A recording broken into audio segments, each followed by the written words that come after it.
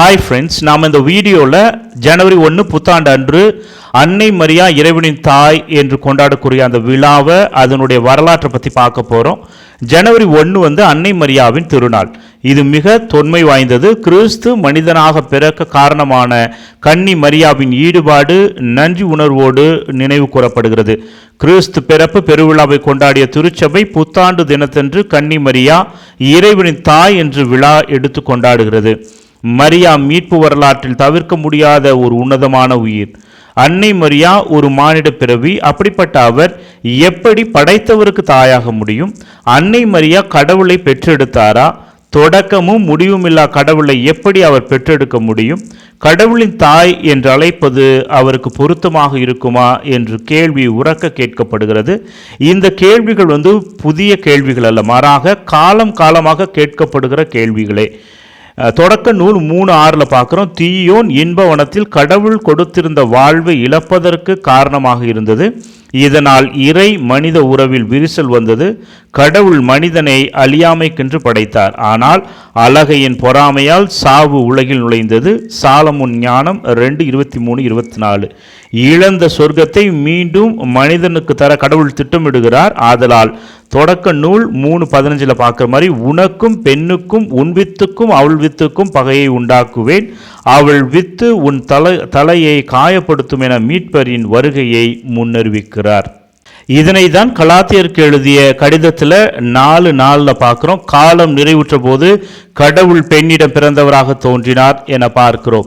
அதாவது மானிடர் மீட்புக்கு கடவுள் பெண்ணிடம் பிறக்க வேண்டும்.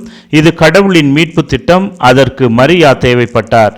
மரியா இறைவனின் தாய் என்று மறையுண்மையை மரியாவுக்கு திருச்சபை வழங்கிய மாபெரும் மரியாதை. இது நமக்கு உணர்த்தும் ஒரு உண்மை. எல்லாம் வல்ல கடவுள் பெண்ணிடம் பிறந்தவராக தன்னை சாதாரண மனித நிலைக்கு தாழ்த்தி கொண்ட உன்னதமான அன்பையும் உன்னையும் என்னையும் போல அவர் மனிதராவார் என்பதை உறுதிப்படுத்துகிறது. இப்பின்னணியோடு இவ்விழாவை பார்க்கும்போது திருச்சபையில் முதல் நூற்றாண்டுகளில் இருந்தே ஏற்றுக்கொள்ளப்பட்டது. ஆனால் கிபி 431 தான் திருத்தந்தை செலஸ்டின் செபேசு பொது சங்க தந்தையர்கள் உதவியுடன் கன்னி மரியா உண்மையிலே இறைவனின் தாய் என்ற நம்பிக்கையை கோட்பாட்டை பிரகடனம் செய்தார். புல்டன் ஷீன் சொன்னது போல, கிறிஸ்து மனிதராக வந்தார், கடவுள் மனிதரானார் என்பதனை ஒப்புக்கொண்டால் மரியா இறைவனின் தாய் என்பதை ஏற்க வேண்டும். இயேசு உன்னையும் என்னையும் சகோதரர்கள் என அழைக்க தயங்காத போது மரியாவை தன் தாயாக அழைக்க ஒருபோதும் தயங்கி இருக்க மாட்டார். எபிரேயர் 2:11. இதற்கு விவிலியத்தில் ஆதாரம் இருக்கிறதா? லூக் 1:38 எலிசபெத் என் ஆண்டவரின் தாய், என்னிடம் வர நான் யார் என்று கேட்கக்கூடியதாக இருப்பதை பார்க்கிறோம். இயேசு யோர்தான் நதிக்கரையில் திருமுழுக்கு பெற்றபோது வானிலிருந்து ஒரு குரல், என் அன்பார்ந்த மகன் நீயே, உன் பொருட்டு நான் பூரிப்படைகிறேன். 3 நற்செய்தியாளர்களும் இதனை பதிவு செய்துள்ளனர். இது இயேசு இறை மகன் என்பதனை தெளிவாக எடுத்துரைக்கின்றது. அப்படி எனில் இயேசு இறைவனின் மகன் என்றால் கன்னி மரியா இறைவனின் தாயாவார். கன்னி மரியா இறைவனின் தாயாக தெரிவு செய்யப்பட்டது முழுக்க இறைவனின் அருளேயாகும். இதன் காரணமாகவே இறைவன் மரியாவை அமல உற்பவியாக பிறக்க செய்கிறார்.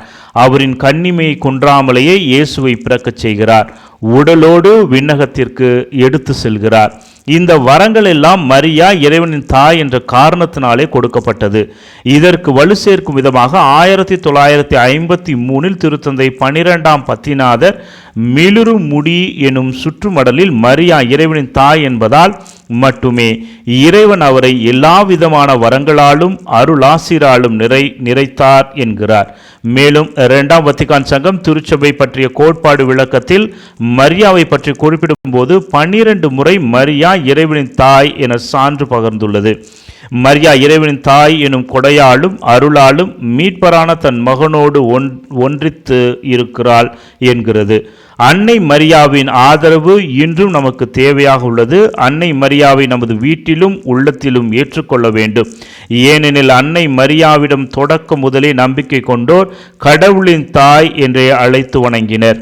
தங்களின் துன்பங்கள் தேவைகள் அனைத்திலும் அவரை மன்றாடி அவருடைய அடைக்கலத்தில் புகலிடம் தேடியிருக்கின்றனர். இவ்வாறு இன்று நாம் கன்னி மரியாவிடம் மன்றாடி அடைக்கலம் புகுந்தால் அவர் என்றும் நம் தாயாக விளங்கி நம்மை காப்பார். இதனால் தான் இயேசு தம் அன்பு சீடரிடம் இதோ உம் தாய் என்றார். ஆம் எனும் சொல்லில் அடிபணிந்தார்.